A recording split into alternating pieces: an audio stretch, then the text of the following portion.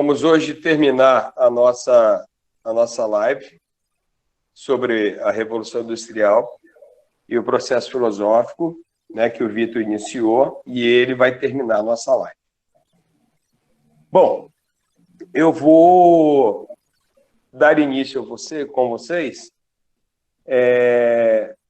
só retomando alguns pontos rapidinho, para que vocês não fiquem perdidos. Lembrando que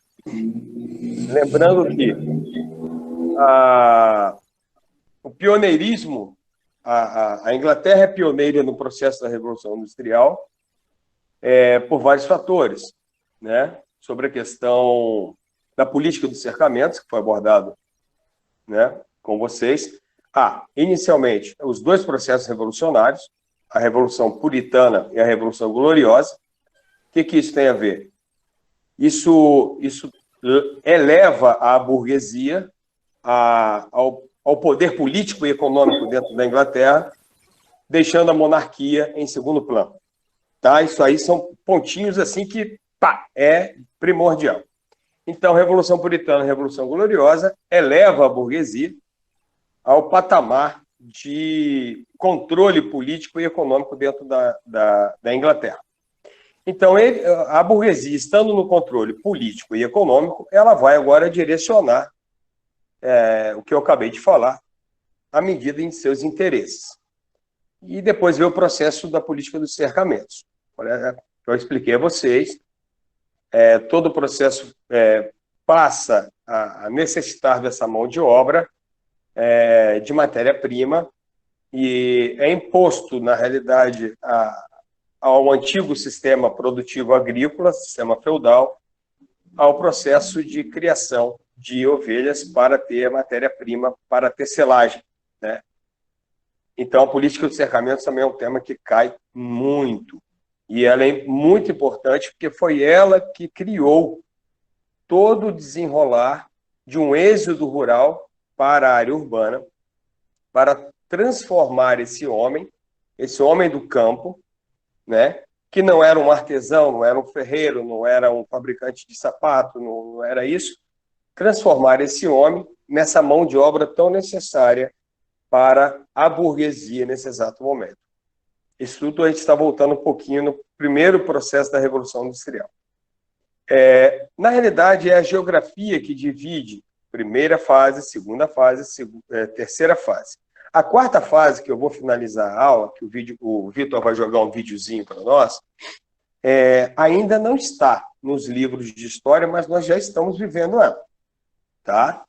Que é essa alta tecnologia que nós estamos passando, esse alto processo tecnológico.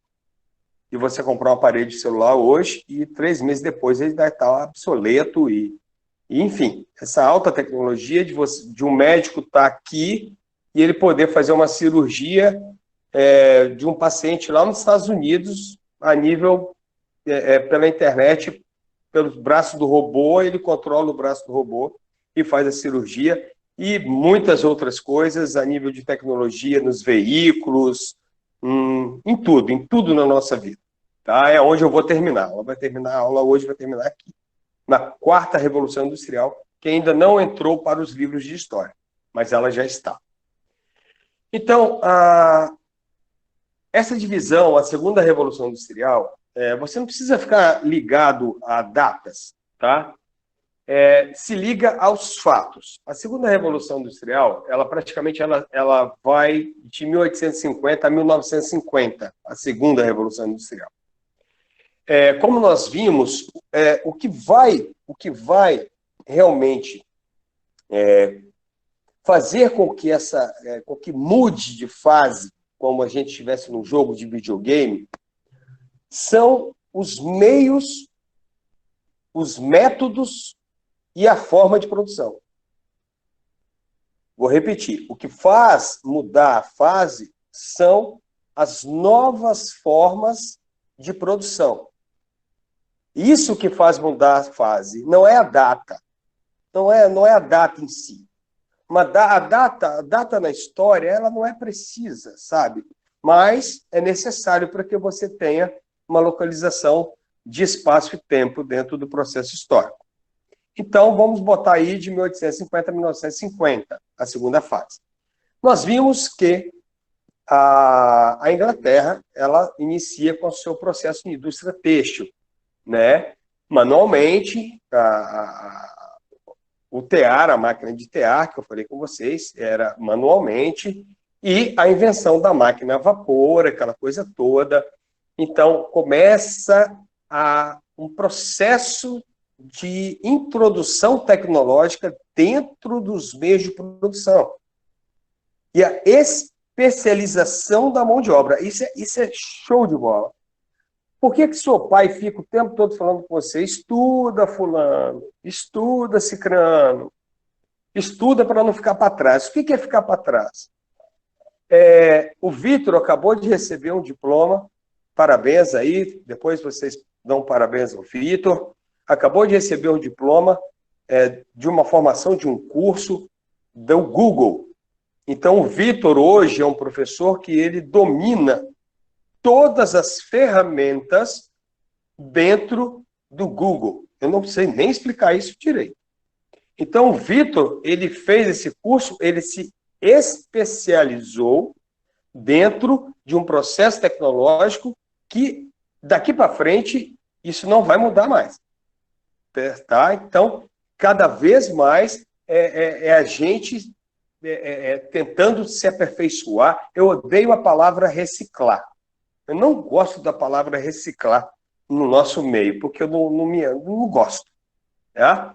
Eu acho melhor falar se especializar. Cada vez mais estar atento ao processo de especialização, atento ao processo de mudança, atento a todo esse processo que você tem que acompanhar, e é muito rápido esse processo. Bom, olha como é que eu vou lá e cá, tá?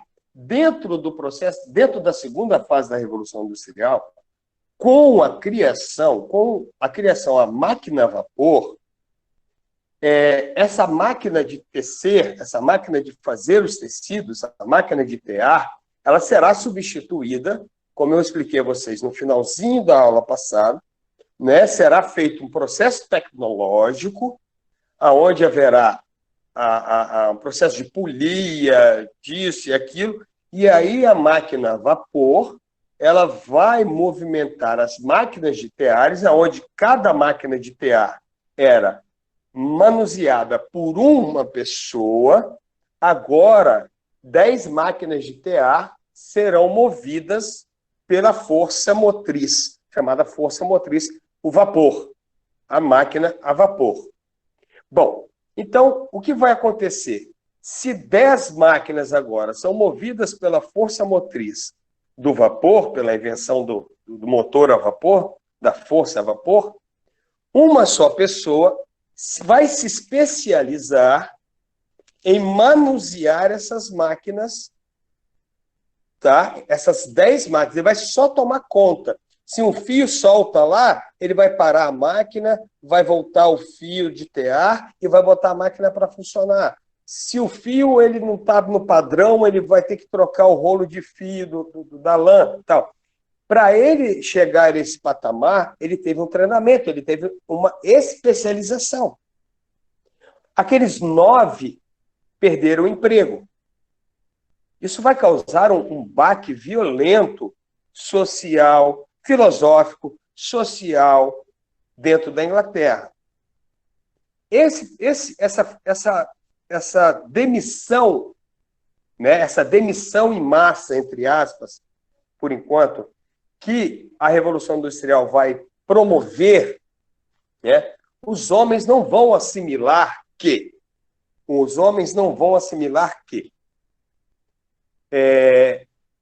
eu não perdi o meu emprego para a máquina. Eu perdi o meu emprego para o tempo tecnológico. Não sei se vocês estão compreendendo.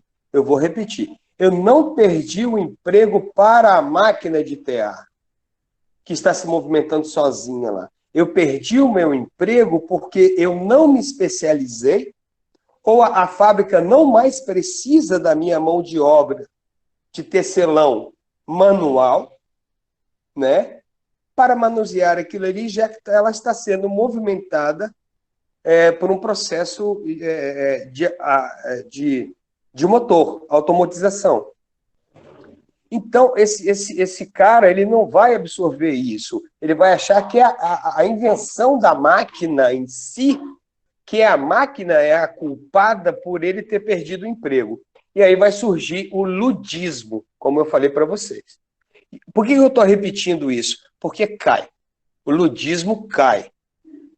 Revolução Industrial, cai ludismo. O que foi o ludismo, professor? Foi um movimento onde essas pessoas elas se revoltaram, não contra, porque elas não tiveram essa percepção. Elas se revoltaram contra as máquinas, olha que loucura. E invadiam as fábricas com porrete nas mãos para quebrar as máquinas, achando que teriam seus empregos de volta. Não tinha como mais voltar. Como nós em fevereiro, nós não tínhamos ideia do que era um MIT. Nós não tínhamos ideia do que era uma live. O Vitor poderia até ter ideia, já poderia até estar utilizando, mas eu não tinha. Você está me compreendendo? Então, eu perco o emprego, aí culpo o quê? O celular por ter tomado meu emprego, o Google por ter tomado meu emprego, vou quebrar o meu computador? Não.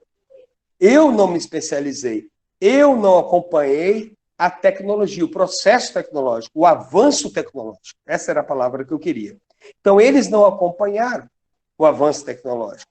Então, aqueles que acompanharam o avanço tecnológico continuaram nas fábricas. E, mesmo assim, as fábricas não precisavam mais daquela quantidade de mão de obra. A redução da mão de obra ela vai baratear o produto. Quanto menos mão de obra eu tenho, menos salários eu preciso. Vale lembrar que não existiam direitos trabalhistas, ok? Não existiam direitos trabalhistas, mas eu, eliminando essa mão de obra e substituindo por uma máquina que automaticamente ela faz um processo, entre aspas, sozinho, onde eu somente preciso de uma pessoa para tomar conta de 10 máquinas, 9 empregados eu mandei embora, olha que economia que eu faço.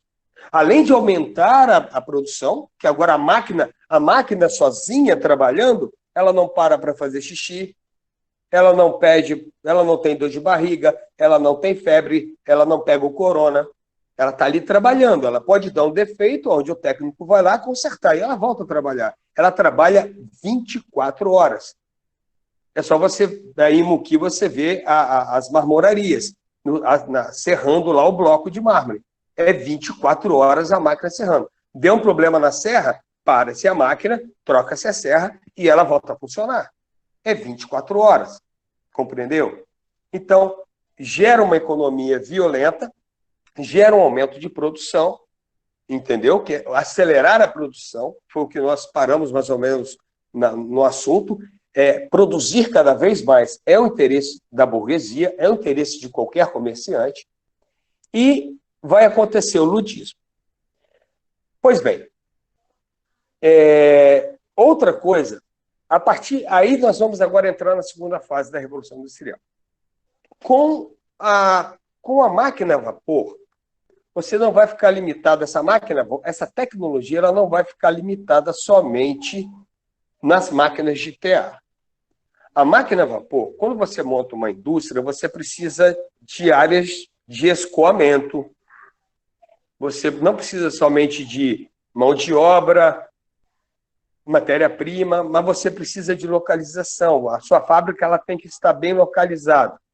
Ela precisa de área de escoamento. Então, vão ser criadas novas tecnologias. A máquina, o motor a vapor, ele vai ser jogado para os navios. Os navios que antes eram a vela, serão agora movidos a vapor. Aquela roda atrás ali, eu não sei se vocês já viram, né, uma roda lateral também, uma roda lateral. Aqueles navios movidos a vapor. Acelera, o navio anda mais rápido. E a locomotiva, que na segunda fase da Revolução Industrial vai ser a estrada de ferro. A estrada de ferro, por muitos séculos, será um processo de mobilidade, não somente de produtos, mas de tudo. Um processo de mobilidade, de você se mover, né, de viajar, extraordinária no processo. Tá? Até que ficou obsoleta no século XX. Eu mesmo, quando era criança, eu viajei de trem de Muqui ao Rio de Janeiro. Você pegava o trem meia-noite no Rio, chegava em Muqui 5 horas da manhã. Né? Mas era um espetáculo, correto? Era um espetáculo. Agora, você vinha de charrete antigamente, você vinha a cavalo, você viajava a cavalo. Agora não, agora você vai numa máquina a vapor, tranquilo, a 70, 80 km por hora. Além dessa máquina te dar essa mobilidade, ela vai ajudar, primeiramente, no transporte de produtos internamente dentro da Inglaterra para áreas de escoamento, que são as áreas portuárias. Entendeu? Porque a Inglaterra vai produzir, como a mão de obra, como eu falei com vocês na última aula, não é porque o cara trabalha na fábrica da Toyota que ele tem o dinheiro para comprar o Corolla. O que a Inglaterra vai acontecer? Não é porque o cara trabalha nas fábricas, e depois as fábricas elas vão expandir para as outras áreas, né?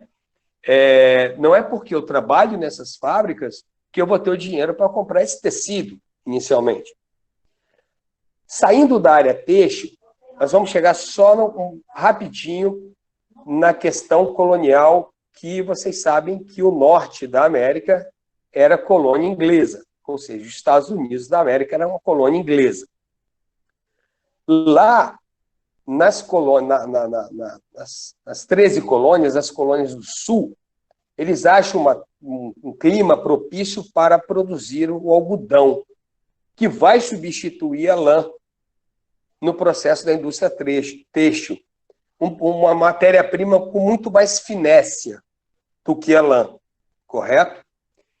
Na segunda fase também da Revolução Industrial, aí nós vamos começar a ver que outros países dentro da Europa começam também a dar início a esse processo. No caso, França, Alemanha e outros países. Tá? Vamos também à invenção da lâmpada incandescente, a criação de meios de comunicação como o telégrafo, entendeu? Mais tarde, o avanço da medicina. A Revolução Industrial ela está aí até hoje. Ela não tem fim. Outro processo, outro lance que cai, não é batata, não tem como. Dois caras vão se destacar dentro dos Estados Unidos. Na questão dos meios de produção. Primeiro, Frederick Taylor. E aí cai na prova o Taylorismo. Tá? Eu vou falar do Fordismo e o Taylorismo. Frederick Taylor e Henry Ford. Tá? Vocês devem conhecer o carro da marca Ford. O que eles vão fazer? Como eu falei, a produção agora ela sai além da indústria têxtil e vai para as outras áreas. A necessidade também de outras formas de energia. Aí vem a energia elétrica através das hidroelétricas. A Europa, ela até hoje, aí a geografia pega muito isso, ela até hoje tem as termoelétricas. Por isso que elas dizimaram as suas florestas e as suas reservas de carvão. Por incrível que pareça, o Brasil tem uma das formas mais limpas de extrair a energia. Correto? Então, inicialmente, você vai ter a energia, aí depois vão criar as termoelétricas. Aí vão a descoberta, aí, a utilização do combustível fóssil, que é o petróleo, que não é barato, o combustível fóssil não é barato. E o petróleo, ele não fica só centralizado em combustível, ele tem os seus derivados. Tá? O pneu do seu carro é um derivado de petróleo, o pneu da sua bicicleta é um derivado de petróleo. Então, isso vai crescer, vai crescendo, vai crescendo, o processo industrial vai aumentando, as novas formas de produção, as novas formas de tecnologia, tá? E aí, esses dois, tanto o Taylorismo, de Frederick Taylor, e quanto Henry Ford, eles vão fazer o seguinte, eles vão pensar o seguinte, antes, para se produzir um carro, 8 a 10 funcionários ficavam montuados em cima do carro. Eu pegava um paralama, botava, o Vitor pegava o para-choque, o Vitor pegava o volante, colocava também, eu pegava uma roda, aí eu esbarrava no Vitor, o Vitor me atrapalhava, eu tinha que esperar o Vitor botar a roda primeiro para depois botar o para-choque, ou vice-versa, tal.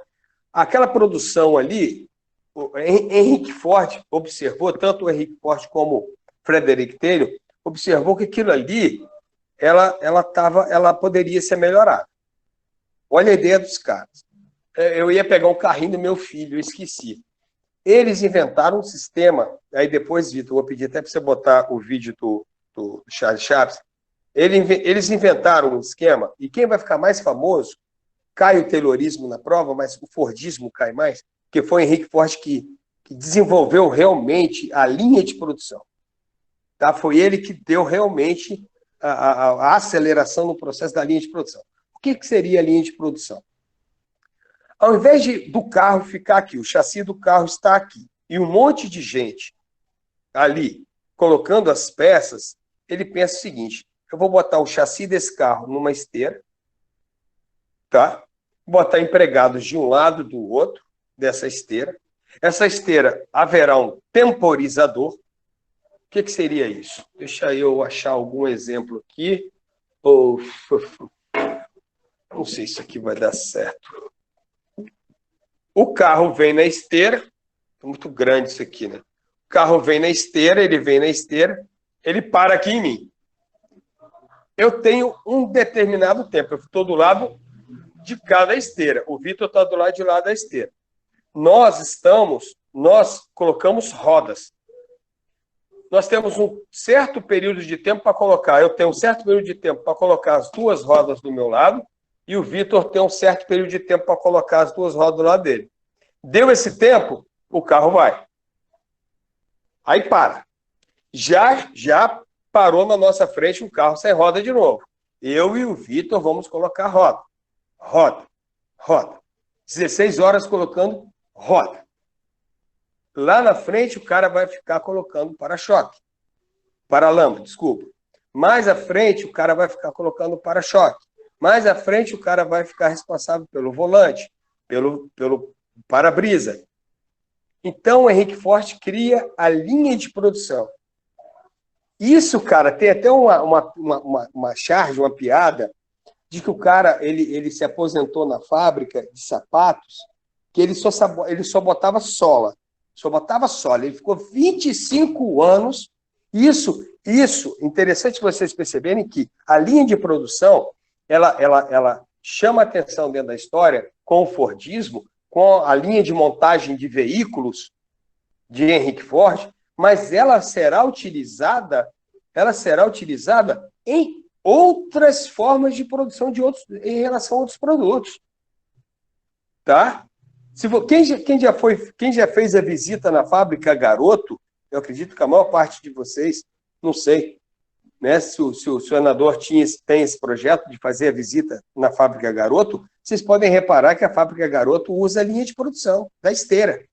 Os bombons vêm pela esteira, os remédios vêm por esteira, os refrigerantes vêm por esteira, a cerveja vem por esteira. E eu acho que eu não podia falar de cerveja, tudo bem. É cerveja sem álcool. A cerveja vem por esteira, tudo vem por esteira, botando as tampinhas, tudo por esteira.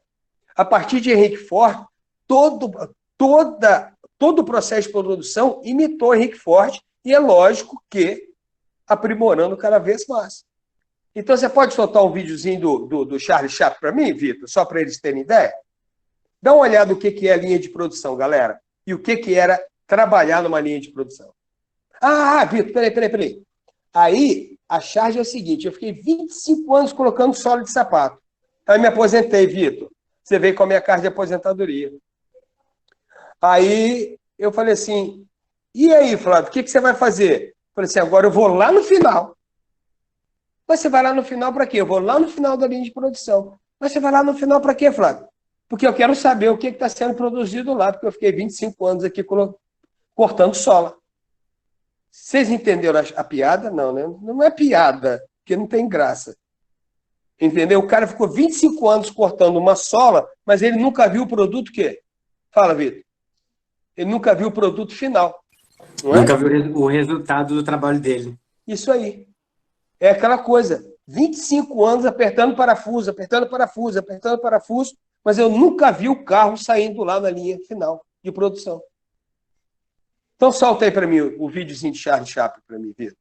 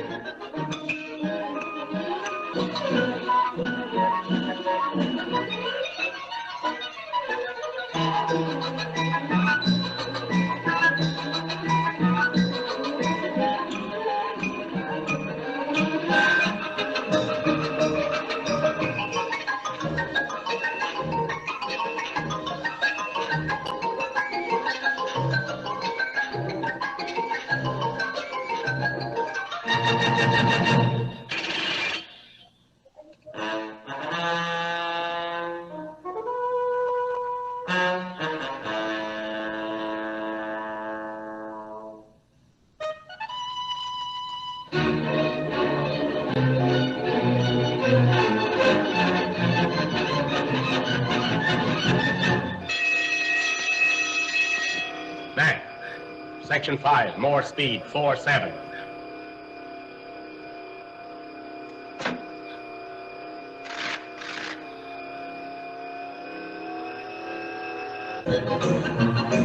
Relief man passing. Relief man passing.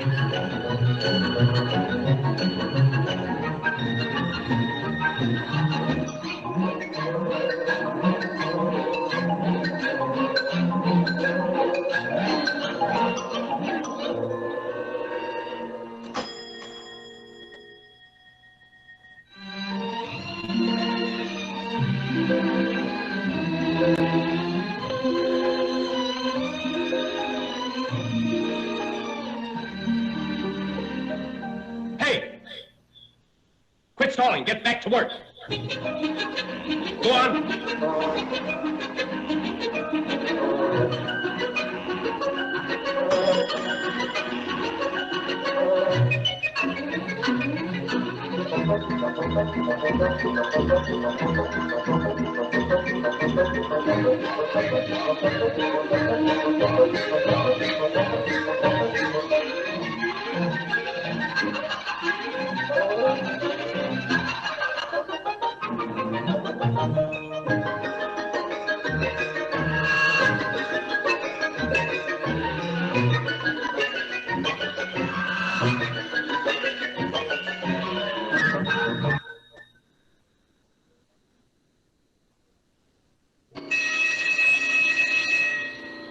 Section 5, give her the limit.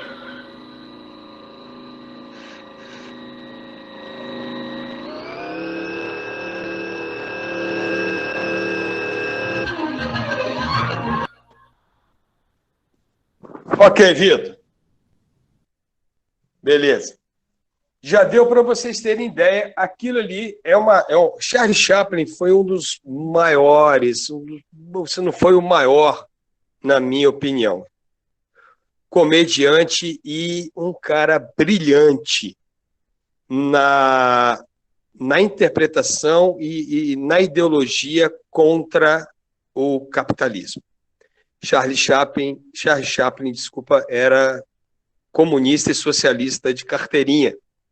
Não foi à toa que ele nunca recebeu um Oscar e não foi à toa que ele foi expulso. Ele foi expulso dos Estados Unidos, ele teve que sair dos Estados Unidos.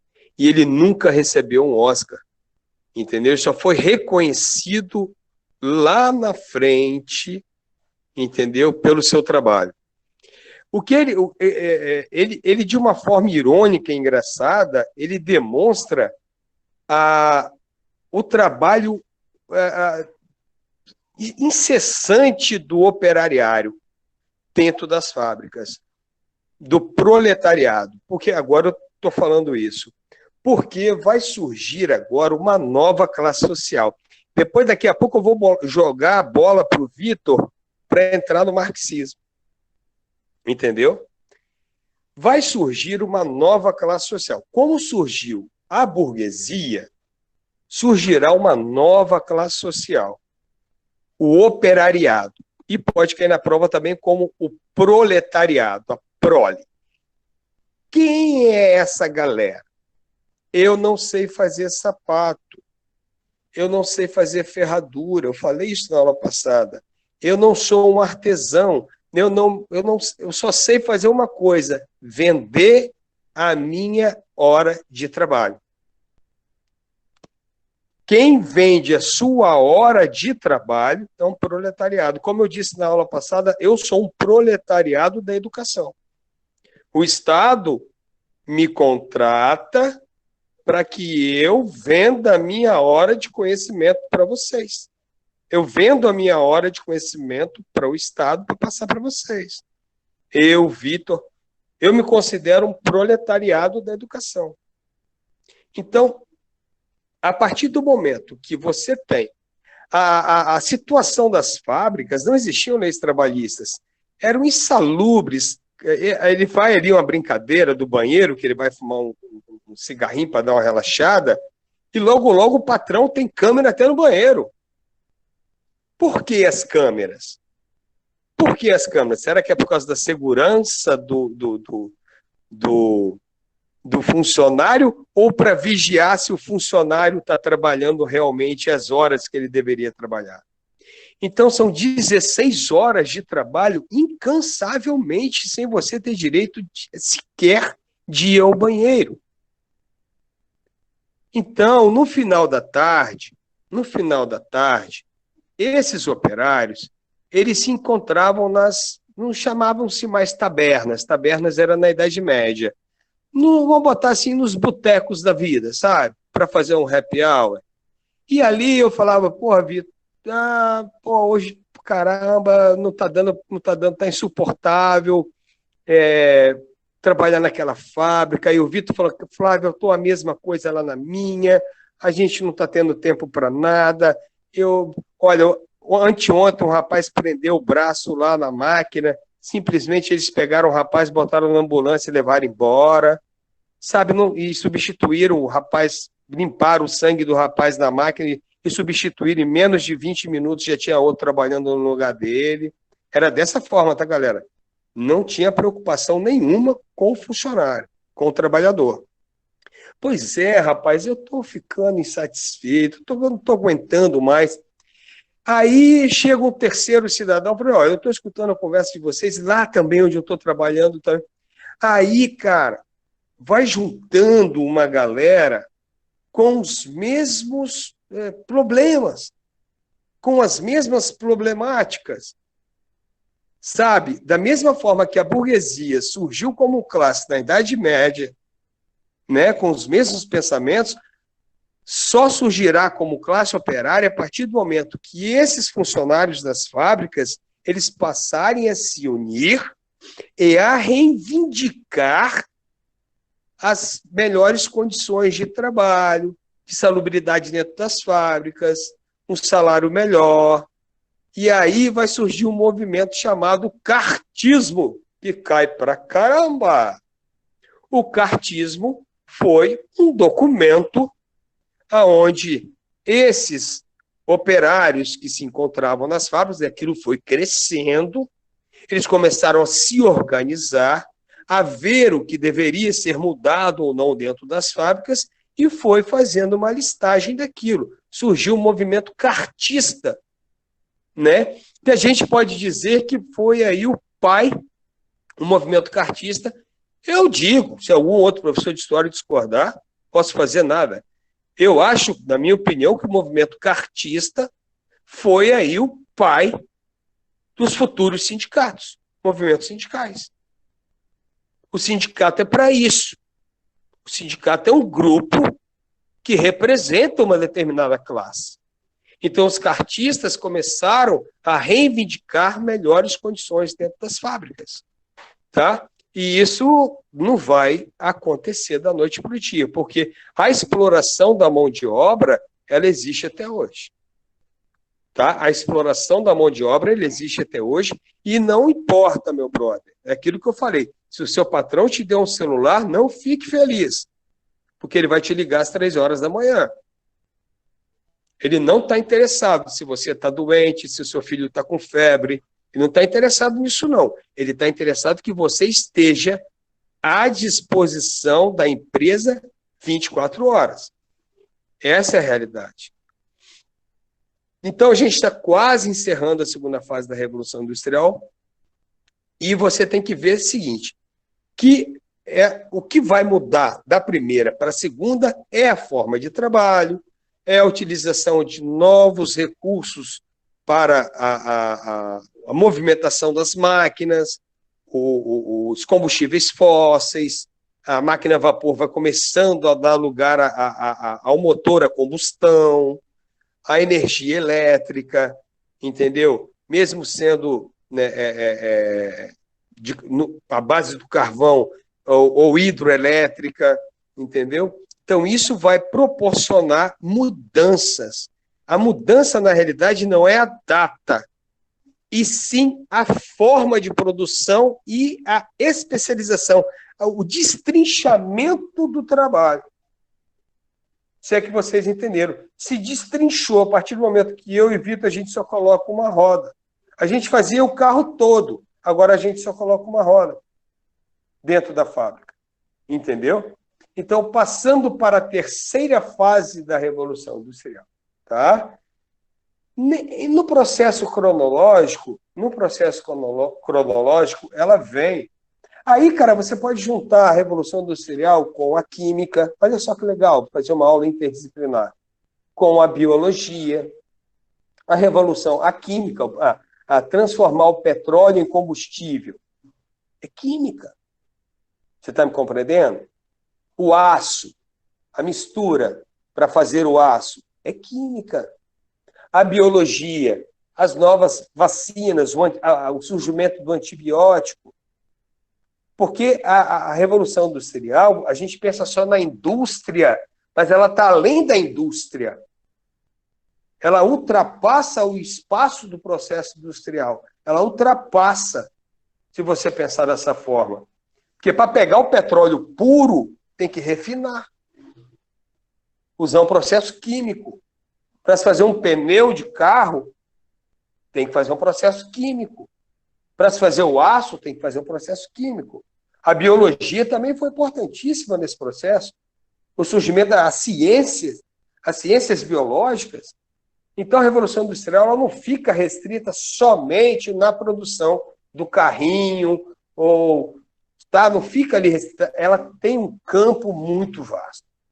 Então, a terceira fase da Revolução Industrial, na questão cronológica, ela dá início aí a partir de 1950. Se você for botar a cabeça para pensar, 1945 foi o final da Segunda Guerra Mundial. Foi o final da Segunda Guerra Mundial. A partir do final da Segunda Guerra Mundial, o mundo ele está completamente mudado. A Europa está completamente destruída. Entendeu? Quem atinge realmente já tinha atingido aí o patamar de primeira potência mundial após a Primeira Guerra Mundial, os Estados Unidos. Eu não falei da crise de 1929, senão vai estender para caramba, né, Vitor? Senão a gente vai estender para caramba. Por isso que eu estou dando uma acelerada, que o Vitor também precisa falar. A terceira fase da Revolução Industrial, aí já entra mais no nosso ar. Aí, se você for pensar, tudo que está no carro hoje, a nível tecnológico, a maior parte das coisas que estão no carro a nível tecnológico vieram da Fórmula 1. Não sei se vocês sabiam disso. A maior parte da tecnologia veio da Fórmula 1. Primeiro, nas grandes corridas de Fórmula 1. Stock Car, tal, aquelas coisas. Depois se traz para o consumo normal, assim se dizer. Tá. Nos meios de comunicação e transporte, de mobilidade, principalmente comunicação, primeiro se desenvolve a tecnologia para a guerra. Se o Vitor discordar de mim, depois ele pode abrir o microfone e falar. Primeiro você desenvolve uma tecnologia de comunicação. Pode falar. Eu concordo. Inclusive, grande parte do desenvolvimento que nós temos relacionados à alimentação, à conservação de alimento, à conservação de materiais, principalmente materiais, né, que eu fiz engenharia de materiais.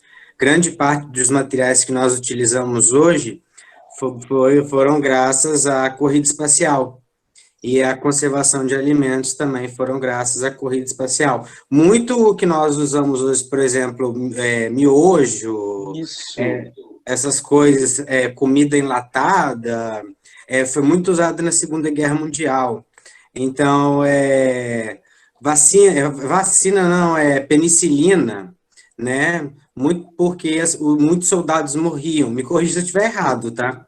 Muitos soldados morriam devido à infecção. Então, grande parte do avanço da medicina e o avanço que nós temos na ciência não se dá mediante a paz, não. Se dá mediante a guerra. Eu estou errado? Não, está certíssimo. Está certíssimo. A invenção da alimentação, da alimentação tipo pronta, né? Praticamente pronta, a química usada para se conservar os produtos, isso foi primeiramente desenvolvido para as questões bélicas. E você que é um expert em comunicação, né? Os rádios, as novas meios de telecomunicação, de comunicação, primeiro é testado no campo de batalha. Sim, o primeiro computador, o Ermac, ele era um computador militar. Ele calculava disparo militar, de tiro, de canhão, de coisas. Então, o primeiro celular também, né, aparelho celular, ele foi também inventado justamente por isso, para você ter mobilidade de comunicação dentro do campo de batalha. Então, é até legal isso, o Flavinho, a gente conversar sobre isso, que a gente bota uma questão uma questão filosófica muito importante. O nosso progresso enquanto Homo sapiens, né, ele se dá mediante a um período de paz, ou ele se dá sempre quando somos desafiados, ou quando nós estamos em perigo enquanto espécie, ou achamos que estamos em perigo enquanto espécie, né? Porque, por exemplo, agora estamos sendo ameaçados, ou estamos sendo ameaçados enquanto espécie, ou pelo menos parte de nós estamos nos sentindo ameaçados enquanto espécie. Nesse caso, estamos quebrando uma série de protocolos sanitários, que leva, por exemplo, uma vacina que levava 10 anos para ser aprovada, estão pensando no final desse ano, ano que vem, já lançar uma como teste, né?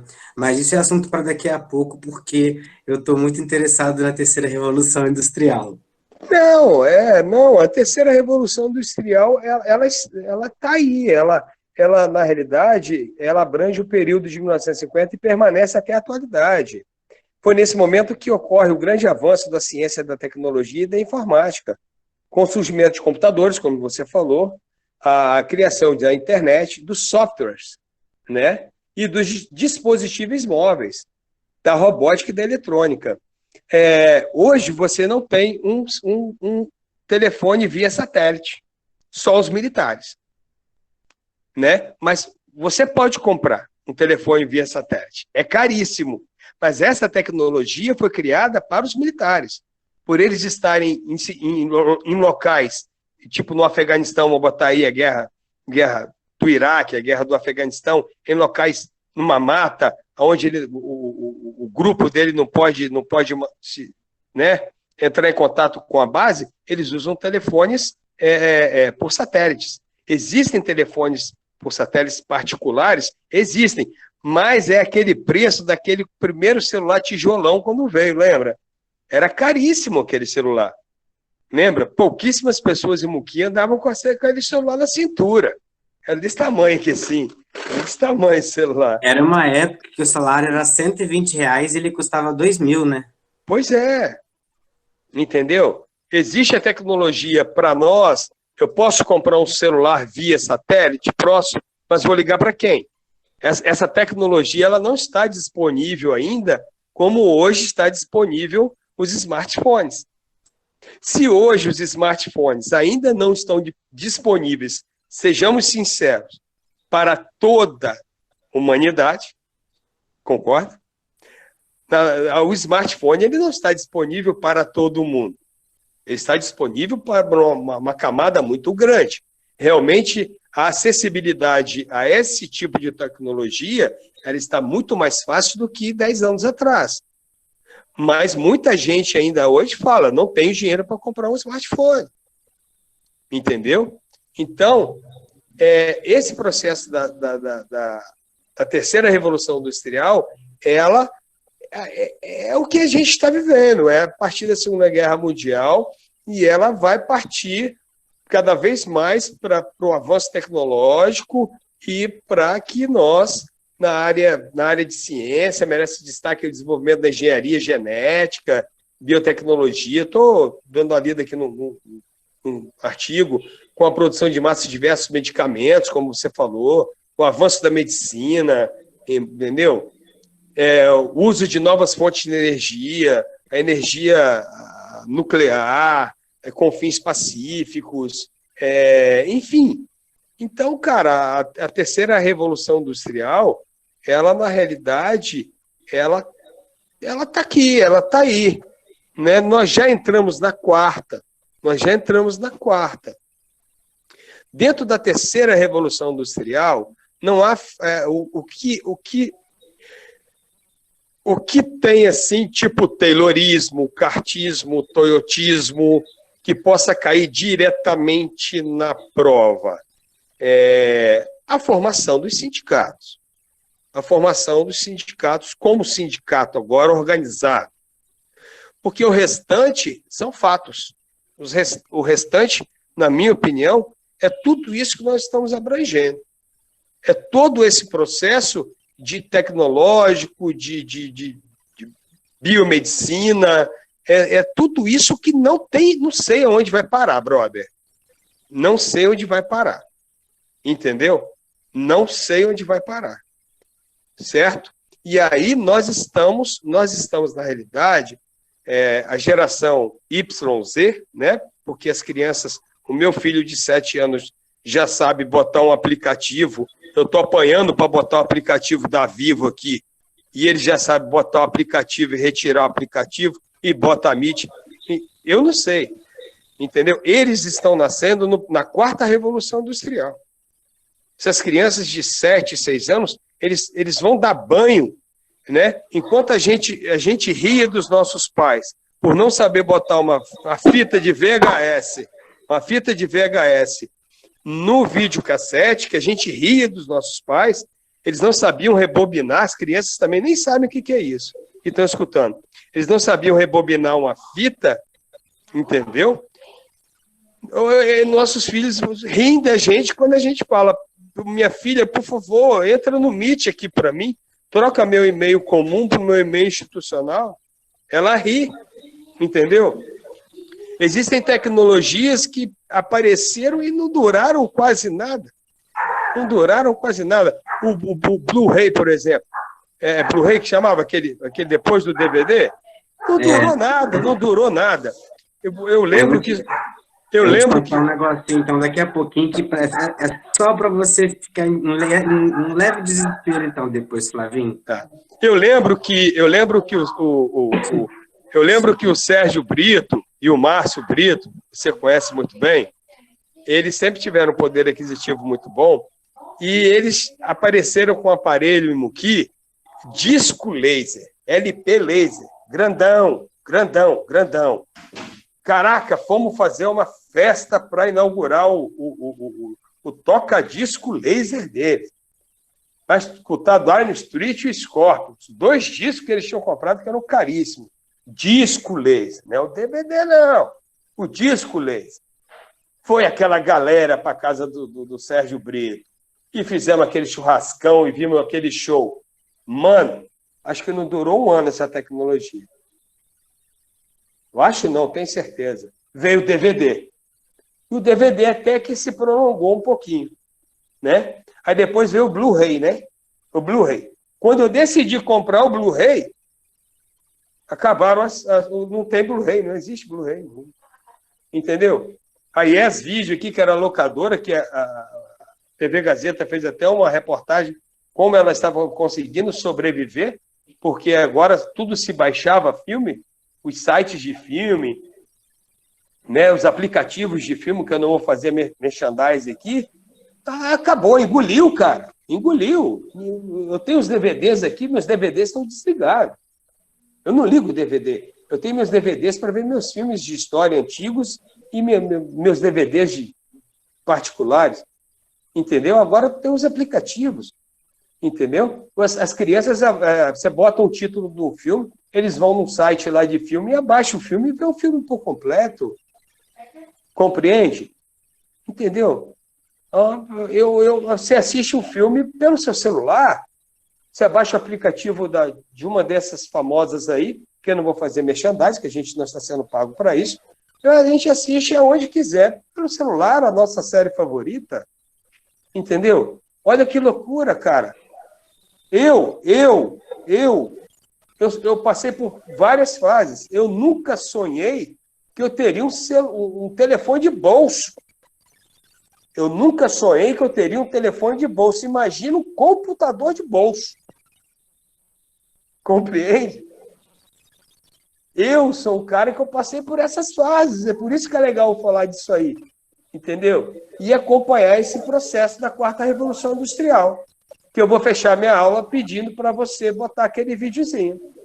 Que a 4ª Revolução Industrial está aí. É a robótica, é a fibra ótica, é aquele videozinho. Entendeu, galera? Eu finalizo. Vitor, jogando a bola para você logo depois do vídeo, a formação da classe operária, você sabe quem vai abraçar essa ideia, né? Aí a bola tá, matei no peito, formação da classe operária, sindicato, joguei a bola para você, jogo o vídeo para terminar a minha aula, e a aula é toda sua. Beleza, Flavinho, deixa eu botar o vídeo aqui então.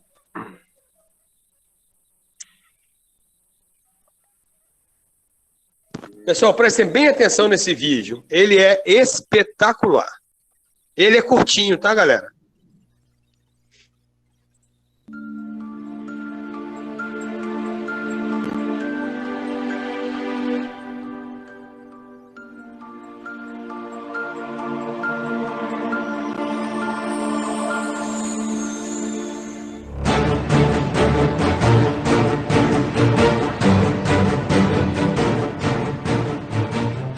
Em 1998, a Kodak tinha 170 mil funcionários e vendeu 85% de todo o papel fotográfico vendido no mundo. No curso de poucos anos, o modelo de negócios dela desapareceu e eles abriram falência. O que aconteceu com a Kodak vai acontecer com um monte de indústria nos próximos 10 anos. Você poderia imaginar em 1998 que 3 anos mais tarde você nunca mais iria registrar fotos em filme de papel? No entanto, as câmeras digitais foram inventadas em 1975. Assim como acontece com todas as tecnologias exponenciais, elas foram decepcionantes durante um longo tempo, até se tornarem imensamente superiores e dominantes em poucos anos. O mesmo acontecerá com a inteligência artificial, saúde, veículos autônomos e elétricos, com a educação, impressão em 3D, agricultura e empregos. O software irá destroçar a maioria das atividades tradicionais nos próximos 5, 10 anos. O Uber é apenas uma ferramenta de software. Eles não são proprietários de carros e são agora a maior companhia de táxis do mundo. A Airbnb é a maior companhia hoteleira do mundo, embora eles não sejam proprietários. Inteligência artificial. Computadores estão se tornando exponencialmente melhores no entendimento do mundo. Nos Estados Unidos, advogados jovens já não conseguem empregos.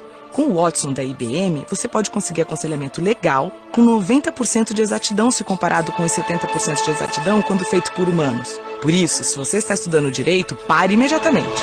Haverá 90% menos advogados no futuro. Apenas especialistas permanecerão. O Watson já está ajudando enfermeiras a diagnosticar câncer, 4 vezes mais do que enfermeiras humanas. O Facebook incorpora agora um software de reconhecimento de padrões que pode reconhecer faces melhor que os humanos. Em 2030, os computadores se tornarão mais inteligentes que os humanos. Veículos autônomos. Já em 2018, os primeiros veículos dirigidos automaticamente aparecerão ao público. Ao redor de 2020, a indústria automobilística inteira começará a ser demolida. Nossos filhos jamais necessitarão de uma carteira de habilitação ou serão donos de um carro. Isso mudará as cidades, pois necessitaremos 90-95% menos carros para isso. Poderemos transformar áreas de estacionamento em parques. Cerca de 1.200.000 pessoas morrem a cada ano em acidentes automobilísticos em todo o mundo. Temos agora um acidente a cada 100 mil quilômetros. Mas com veículos autodirigidos, isso cairá para um acidente a cada 10 milhões de quilômetros. Isso salvará mais de 1 milhão de vidas a cada ano. Companhias tradicionais de carros adotam a tática evolucionária e constroem carros melhores. Enquanto as companhias tecnológicas, Tesla, Apple, Google, adotarão a tática revolucionária e construirão um computador sobre rodas. Companhias seguradoras terão problemas enormes, porque sem acidentes, o seguro se tornará 100 vezes mais barato. O modelo de negócios de seguros de automóveis deles desaparecerá. Os negócios imobiliários também mudarão. Pelo fato de poderem trabalhar enquanto se deslocam, as pessoas vão se mudar para mais longe para viver em uma vizinhança mais bonita. Carros elétricos se tornarão dominantes até 2020. As cidades serão menos ruidosas, porque todos os carros rodarão eletricamente. A eletricidade se tornará incrivelmente barata e limpa. A energia solar tem estado em uma curva exponencial por 30 anos, mas somente agora você pode sentir o impacto. O preço da energia solar vai cair de tal forma que todas as mineradoras de carvão cessarão atividades ao redor de 2025. Com eletricidade barata, teremos água abundante e barata. A dessalinização agora consome apenas 2 kWh por metro cúbico. Imagina o que será possível se cada um tiver tanta água limpa quanto desejar, quase sem custo. Saúde. Teremos companhias que irão construir um aparelho médico chamado Tricorder, na série Star Trek, que trabalha com o seu telefone, fazendo o escaneamento da sua retina, testa a sua amostra de sangue e analisa a sua respiração por meio de bafômetro. Ele então analisa 54 biomarcadores que identificarão praticamente qualquer doença. Vai ser barato de tal forma que em poucos anos cada pessoa desse planeta terá acesso à medicina de padrão mundial praticamente de graça. Impressão 3D. O preço da impressora 3D mais barata caiu de $18 mil para $400 em 10 anos. Nesse mesmo intervalo, tornou-se 100 vezes mais rápida. Todas as maiores fábricas de sapatos começaram a imprimir sapatos 3D. A estação espacial tem agora uma impressora 3D que elimina a necessidade de se ter um monte de peças de reposição como era necessário anteriormente. No final deste ano, os novos smartphones terão capacidade de escanear em 3D. Você poderá escanear o seu pé e imprimir sapatos perfeitos em sua casa. Na China, já imprimiram em 3D todo um edifício completo de escritórios de 6 andares. Lá por 2027, 10% de tudo que for produzido será impresso em 3D. Oportunidades de negócios. Se você pensa em um nicho no qual gostaria de entrar, pergunte a si mesmo: será que teremos isso no futuro? E se a resposta for sim, como você poderá fazer isso acontecer mais cedo? Se não funcionar com seu telefone, esqueça a ideia. E qualquer ideia projetada para sucesso no século XX estará fadada a falhar no século XXI. Agricultura. Haverá um robô agricultor de $100 no futuro. Agricultores do terceiro mundo poderão tornar-se gerentes de suas terras em vez de trabalhar nelas todos os dias. Atualmente, cerca de 30% de todas as superfícies agriculturáveis são ocupadas por vacas. Imagine se tais espaços deixarem de ser usados desta forma. Há muitas iniciativas atuais de trazer proteína de insetos para o mercado. Eles fornecem mais proteína que a carne. Deverá ser rotulada de fonte alternativa de proteína, porque muitas pessoas ainda rejeitam ideias de comer insetos. Até 2020, haverá aplicativos que podem saber se você está mentindo pelas suas expressões faciais. Imagine um debate político onde estiverem mostrando quando as pessoas estão dizendo a verdade e quando não estão. O Bitcoin, dinheiro virtual, pode se tornar dominante e poderá até mesmo tornar-se uma moeda reserva padrão. Longevidade. Há 4 anos, a expectativa de vida costumava ser de 79 anos, e agora é de 80 anos. Atualmente, a expectativa de vida aumenta uns 3 meses por ano. Por volta de 2036, haverá um aumento de mais de 1 ano por ano. Ou seja, todos passarão a viver vidas longas, possivelmente bem mais que 100 anos. Estamos vivendo a 4ª Revolução Industrial. Bem-vindos!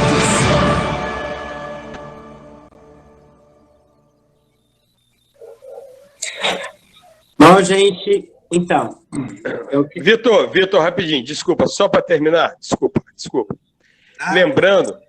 Lembrando que, se eles repararam direitinho, esse vídeo não foi produzido agora.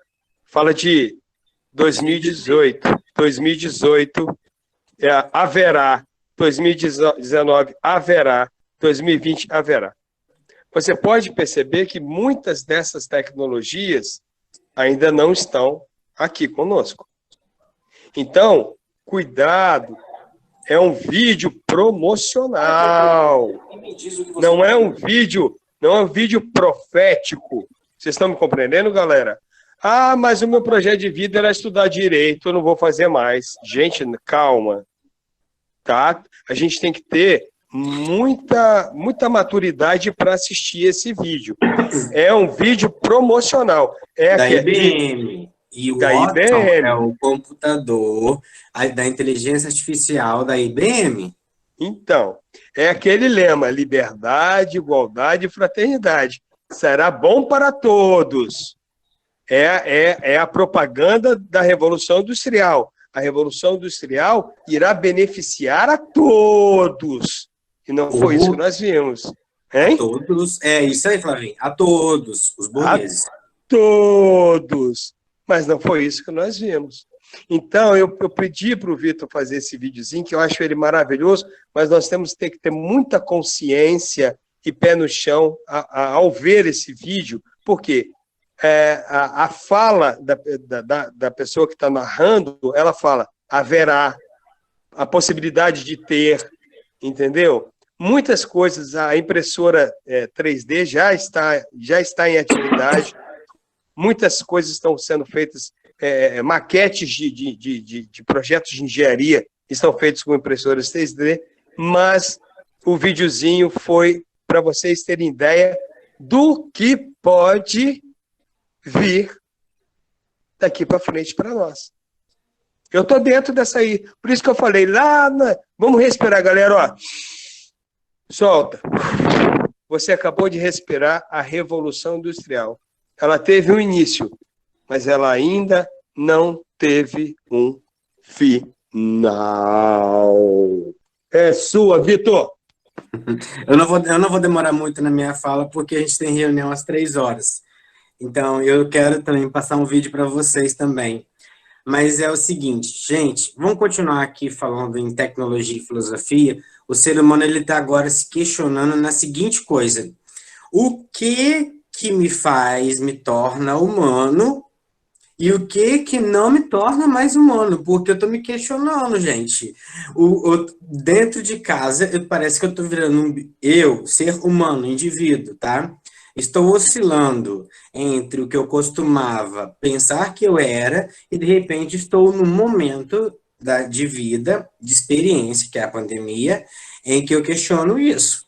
Na verdade, filosoficamente falando, isso é um estado de coisas que está acontecendo que já havia, que já estava acontecendo, porém, agora, devido a termos espaço e tempo, estamos lidando com essa pessoa que havia dentro da gente e que essa pessoa está vindo à tona dizendo: ei, meu amor, eu estou aqui para você.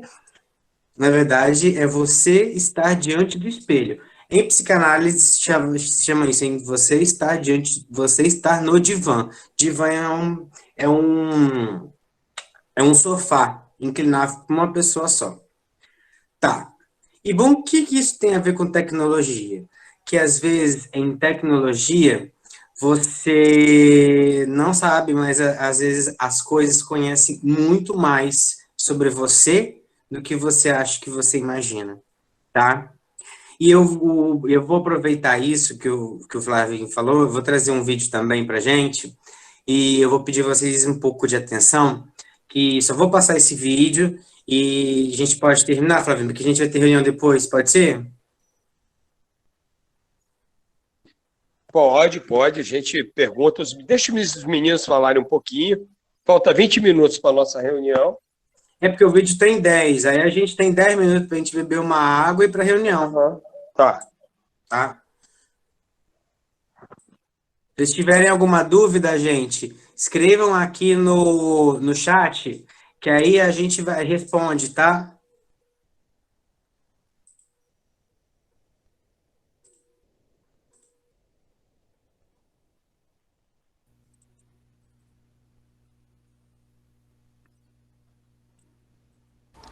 Olha para essa imagem aqui e me diz o que você tá vendo. Tá, ok, um cachorro com certeza. Mas como você sabe que isso é um cachorro? Como você aprendeu a reconhecer ele? Provavelmente porque na sua infância, várias outras pessoas que já sabiam o que era um cachorro apontavam para um cachorro e falavam cachorro. E fizeram isso várias vezes em situações diferentes o suficiente para o seu cérebro aprender a generalizar que esse tipo de corpo com 4 patas, com essas orelhas, com esse focinho, são de um cachorro. Pois isso é a mesma coisa que a gente faz toda vez que nós buscamos uma imagem no Google Imagens. Quando você procura por cachorro no Imagens, o que ele faz com o resultado é bem próximo disso. Ele mostra o que ele achou com base nas palavras usadas ao redor da imagem, nas palavras associadas a ela no site onde foi postada, sem nem saber o que é um cachorro ou o que tem dentro daquelas imagens. Só que cada resultado é como se ele estivesse perguntando pra gente: isso aqui é um cachorro? E isso aqui também é cachorro? E esse aqui é um? E cada vez que a gente clica, estamos fazendo a mesma coisa que os adultos fazem ensinando uma criança. Esse é um cachorro, esse aqui também, esse outro também. Pode parecer que a gente está treinando uma máquina para poder aprender por acaso, mas isso é planejado e bem intencional, como o Valley of Genius conta. Lá no início dos anos 2000, numa época em que ainda nem tinha se montado o modelo de negócios do Google, o Kevin Kelly, que é o editor da Wired, perguntou para o Larry Page, que é um dos fundadores da empresa: eu não entendo. Qual o futuro de busca grátis? Eu não vejo onde querem chegar com isso. E o Larry Page respondeu que para ele, na verdade, não estamos interessados em busca, estamos fazendo uma inteligência artificial. Ou seja, para o Page, desde o começo do Google, ele não era uma empresa que usava inteligência artificial para fazer uma busca melhor, mas sim uma empresa que usava a busca para fazer uma inteligência artificial melhor. E isso explica muito sobre o presente da companhia e sobre o futuro. E eu queria fazer com você esse exercício de pensar em como fazer a maior inteligência artificial que o mundo já viu usando a nossa inteligência. E o quanto isso muda a maneira como se vê o Google e, na verdade, qualquer empresa que depende de dados gerados pelos usuários para poder ensinar os computadores a pensar. A grande dificuldade de fazer uma inteligência artificial é sempre treino. Os métodos podem ser vários, tem todo tipo de algoritmo e sistema de computação para poder fazer isso. Redes neurais, por exemplo, estão bem na moda, mas isso é só mais um desses métodos de treino, e todo método de treino depende do que a gente também dependeu para aprender. Precisam aprender a fazer alguma coisa bem, e isso demanda muitos dados e a paciência de alguém ensinando. E no caso do Google, quem está ensinando a máquina a pensar somos nós, o tempo todo, com tudo que a gente faz nos produtos dele. No exemplo que eu dei do cachorro, por exemplo, pode parecer que o que a gente está fazendo são perguntas, mas também estamos treinando uma inteligência artificial a ver e a falar. Com cada clique na imagem certa, o Google aprende a reconhecer não só como os cachorros podem ser variados, como o que a gente quer dizer com a palavra cachorro, sem ninguém precisar dar regras gramaticais para ele. Usar uma ferramenta de busca para poder treinar uma inteligência artificial é tão genial que, se ela realmente responder para as perguntas das pessoas, nós começamos a fazer perguntas que são muito mais complexas ou muito mais sérias. Todo mundo busca no Google coisas que são muito mais íntimas do que a gente perguntaria para a maioria das outras pessoas. E o conhecimento que essa máquina ganha avança junto com a nossa cultura. Até 2018, quem procurasse caneta azul no Google estava querendo um tipo de resultado. Provavelmente estava procurando mesmo uma caneta. E em 2019, quando foi um dos termos mais procurados do ano, o que as pessoas queriam era um outro resultado por conta da música e do meme que veio ao redor da caneta. E o Google pode aprender isso sozinho, com base no tipo de resultado que as pessoas buscam e passam a clicar. Se você procurar, por exemplo, por caneta vermelha, você vai ver que o tipo de resposta que aparece é completamente diferente de caneta azul. Quem ensinou isso para o Google fomos nós, clicando nos resultados.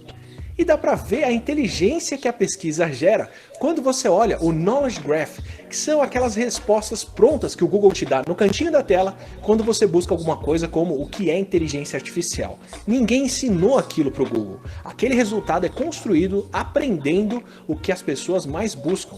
Imagina um dia que eles puderem responder tudo assim, sem ter que mostrar um site, mas sim te mostrando direto a resposta para a pergunta que você fez. Quer ensinar para sua inteligência a maior parte do conhecimento humano já construído? Que tal, além de alimentar ela com tudo que se publica online, que é o que o buscador já faz, você ainda ir atrás do conhecimento que não estava online? Um dos primeiros projetos do Google ainda em 2004 foi o Books, quando eles escanearam milhões de livros para fazer a busca entre livros e, claro, ganhar conhecimento no caminho. Como o Google Books, que cataloga tantos livros que ninguém consegue ler tudo, mas você pode buscar entre eles com uma ferramenta chamada Ngram, que mostra quando as palavras apareceram nos livros. Com isso, dá para você descobrir, por exemplo, quando a humanidade criou conceitos, como o conceito da seleção natural, ou quando a gente descobriu a radioatividade e quando começamos a usar o potencial dela. Dá para saber quando e como o nosso conhecimento foi criado. E você não precisa só falar inglês. Se você quiser ensinar essa inteligência a falar qualquer outra língua, dá para fazer isso. O Google Translate funciona como uma extensão do Google Books no começo, que aprendeu a falar. Eles começaram comparando documentos que são traduzidos simultaneamente para várias línguas, como os documentos da ONU, do Parlamento Europeu e outras obras literárias que têm várias versões de um mesmo texto com base em muitas línguas, para poder deixar o computador aprender sozinho qual palavra ou qual expressão corresponde a qual outra em outra língua. Isso vai ficar um pouco estranho e nem sempre a tradução vai ficar boa. Só que aí é só você oferecer isso como um serviço grátis e deixar que nós, usuários, aprimoremos o serviço, ensinando de colherzinha essa inteligência. Se você também quiser ensinar ela a falar e ouvir, é só liberar esse Translate com tradução simultânea e aproveitar o seu assistente no celular. Toda vez que a gente corrige como o assistente nos ouve no celular, estamos ensinando ele a ouvir o que a gente fala. Aliás, o assistente é a ponta mais visível desse tipo de inteligência que o Google está desenvolvendo e a gente está alimentando, mas nem de longe é a única que nos influencia diretamente. E que tal se você quiser ensinar sua inteligência artificial a circular por aí? Não só o Google tem uma empresa chamada Waymo, que é o projeto de um carro autônomo que se dirige sozinho, como eles ainda têm alguns dos dados mais importantes para poder ensinar esse tipo de autonomia. O Google tem mapas muito mais detalhados do que um GPS pode dar, com as imagens que os carros do Street View fazem e todas as medidas que esses carros geram circulando, incluindo até as redes de internet sem fio das casas por onde os carros passaram. E se tiver algum problema para o carro autônomo interpretar o que ele está vendo, você pode fazer o que eles fizeram para melhorar o reconhecimento de letras, de caracteres do Google Books. O Google tem como saber se você é uma pessoa acessando um site ou um robô só pelo movimento do seu mouse. Só que ao invés de ficar só com isso, eles fazem aqueles testes que mostram várias imagens para você marcar o que é uma placa, o que é um ônibus, o que é um carro e por aí vai. Isso serve para treinar os carros deles, para a gente ensinar os carros a enxergar. E se carros autônomos precisarem de ainda mais dados, é só usar o nosso padrão de direção no Google Maps e do Waze, que também são do Google. Os dois mostram todo dia, o tempo todo, como cada um anda, pedala, circula de moto, circula de carro e até de transporte público na maioria das cidades do mundo. E quais são os comércios, restaurantes e outros que estão sempre cheios ou quando estão cheios de gente. Faltou alguma coisa para ensinar? Que tal ensinar os hábitos, as habilidades e a cultura humana? Com o Nest, que é uma câmera de vigilância inteligente que reconhece movimento, as pessoas e os elementos dentro das casas, que a gente ainda não tem aqui no Brasil, você tem acesso à vida das pessoas. E isso é só mais uma ponta dos dados que eles têm. Ainda tem o maior banco de vídeos que o mundo já fez, esse aqui, o YouTube.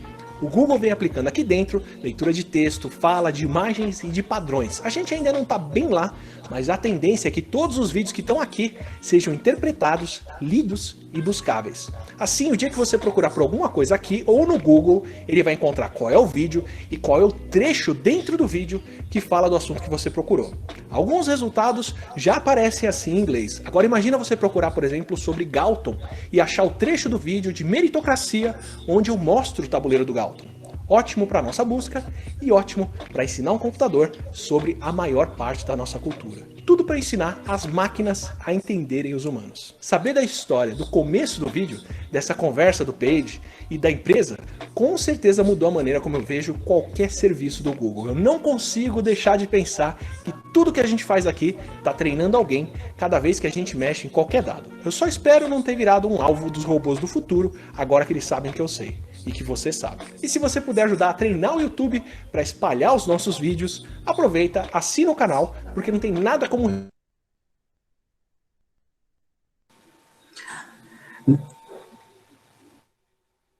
Pergunta, gente. Eu acho isso assustador. A gente estava conversando ontem, a Siri, né? A Siri do iPhone, cada vez que você faz, na realidade, a gente estava discutindo ontem, é a gente que alimenta o banco de dados deles, né? O que acabou de falar. E aí meu filho perguntou, Siri, você quer casar comigo? O Thiago perguntou. A Siri respondeu, você não me aguentaria. E tem algumas perguntas que ele faz que ela é irônica, ela fica com raiva. É temperamental. E outra coisa, isso foi uma exigência dos usuários, tá? Inclusive uma exigência dos usuários do OK Google também, da assistente do Google, que eles sejam mais temperamentais. Ela fica nervosa, eu vou deixar os alunos falar. Gente, o que vocês acharam agora que vocês descobriram que aquelas plaquinhas que a gente digita, que a gente tem que marcar, na verdade, não é para certificar que a gente é humano. Na verdade, é para a gente alimentar o robô, alimentar o banco de dados do Google, que para ele separar o que é uma coisa da outra. Alguém tem algo para dizer sobre isso? Vitor, eu acho igual o Flávio, eu acho isso muito assustador. É medo do futuro.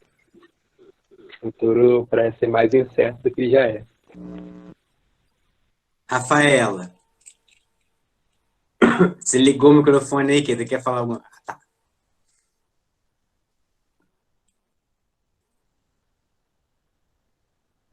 É verdade, Pedro.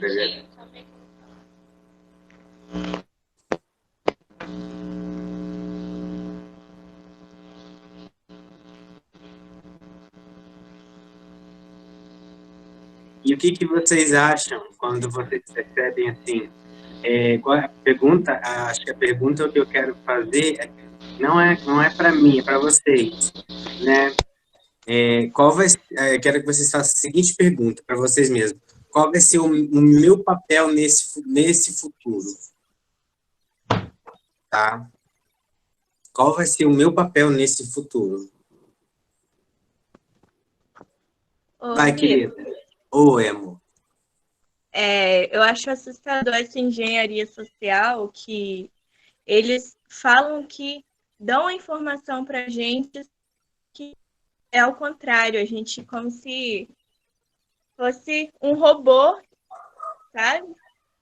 E não tem direito de saber tudo. Então, é uma engenharia social que a gente fica numa caverna ali, olhando a nossa sombra, que é artificial, e o que está atrás a gente não sabe.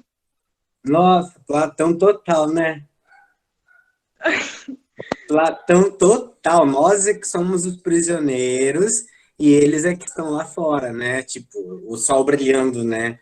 E nós estamos discutindo as sombras enquanto eles passam, né? Mas aí eu só queria terminar com isso mesmo, com essa fala, tá? O Flávio, você quer fazer o fechamento ou eu posso fazer o fechamento?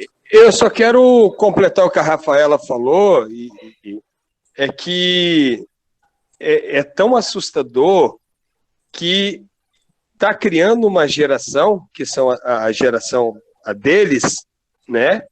Dos meus filhos, a geração mais ou menos dos 12 aos 17 anos, uma geração completamente insegura com o futuro. Nós nunca estivemos, na minha opinião, tão inseguros com o futuro. Nós nunca pensamos tanto no futuro. Quando eu era criança, pensava em andar de carrinho de rolimã, pipa, o futuro. Não, hoje, uma menina de 11, que é minha filha, já pensa no futuro. E a Rafaela acabou de falar, a gente está numa caverna que a gente está assim, sabe? O que está de fora dessa caverna, não sei, é assustador, na minha opinião. Agora virou um debate, né, na realidade. Nós saímos de uma temática de aula e virou um debate de É dialética, né? dialética. Virou uma coisa. Virou uma coisa.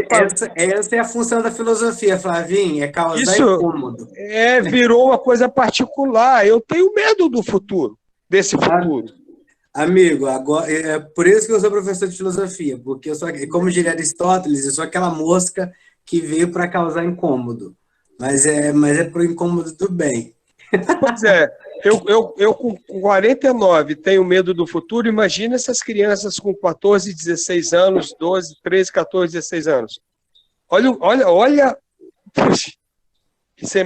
por isso uma juventude mais depressiva, mais fechada, cada vez mais nos seus celulares, com menos comunicação social, com menos comunicação social corporal. Você vê uma mesa de jovens sentados no shopping, cada um com seus celulares na mão e no WhatsApp, entendeu? E não batendo papo como é que a gente batia papo antigamente. A Rafaela falou tudo, se eu não me engano foi o Pedro Igor também, né? Eu só me assusto e a gente tem que se preparar para ele, porque o futuro vai vir e espero estar vivo para ele. Pode fechar, Vitor. Um abraço a todos, crianças. Prazer estar com vocês. Tchau, tchau, gente. Então, fiquem com Deus, foi ótimo. Tchau.